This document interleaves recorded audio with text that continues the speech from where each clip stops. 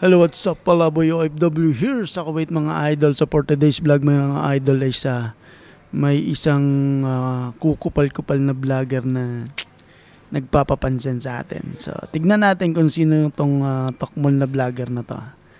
Tignan lang natin. So gusto ni Palaboy OFW maging fair si Diwata, no? Eh yung content mo nga hindi fair eh. Puro ka against kay Diwata. Hindi ko minsan yung content nito ang ganda patungkol kay Diwata, may pagkabalimbing din to. Ngayon pasira naman kay Diwata, no?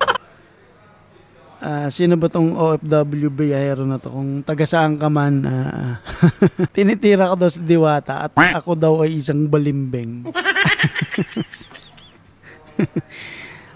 Yung sa akin is constructive criticism, no, as a vlogger.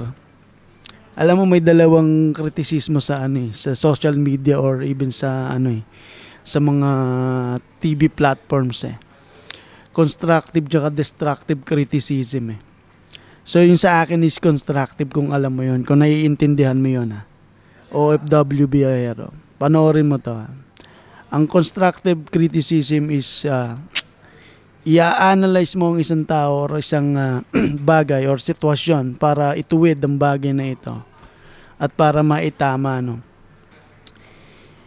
Hindi natin tinitira si Diwata. Sana nakukuha mo yung logic, no? At bigla ka na lang sumingit at sumausaw. Saan ka ba galing? Ngayon sinasabi mong balimbing ako.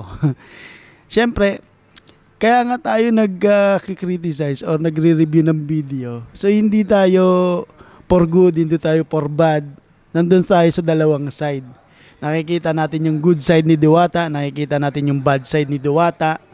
Kung ano yung dapat, kung ano yung tama na ipakita sa social media or ipadama niya sa mga kanyang followers, no? Lalo na sa'yo. Ewan ko ba? Masyado ka namang apektado or gusto mo lang ding makisakay, di ba? Gusto mo lang ding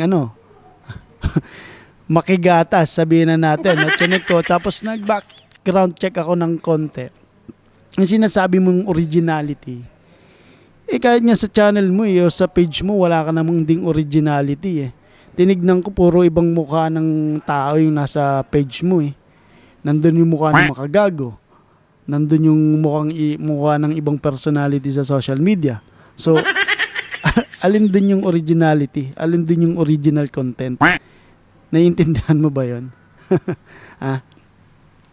So hindi ko na pahabain to. So nonsense lang din pumatol sa mga katulad mo na no? Yung makikisawsaw tapos wala namang laman yung sinasabi, di ba? Come on. Kung gusto mong i-review or gatasan si Diwata, open naman yun Hindi naman yun hindi naman yun hindi naman yun pagbabawalan ka Katulad ng ginagawa ko or ng ibang vloggers. Unless yung motibo mo, no?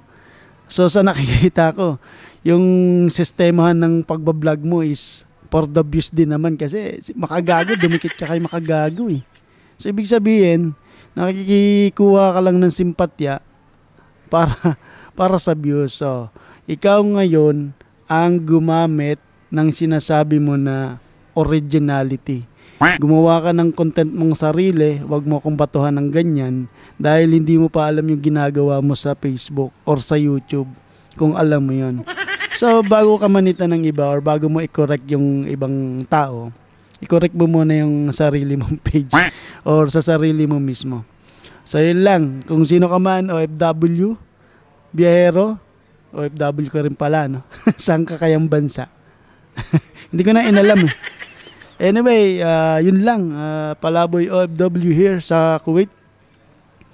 Pakishare tong video para makarating kay biyahero. Sana maintindihan niyo yung punto ng constructive at destructive criticism for vlogging. Alright?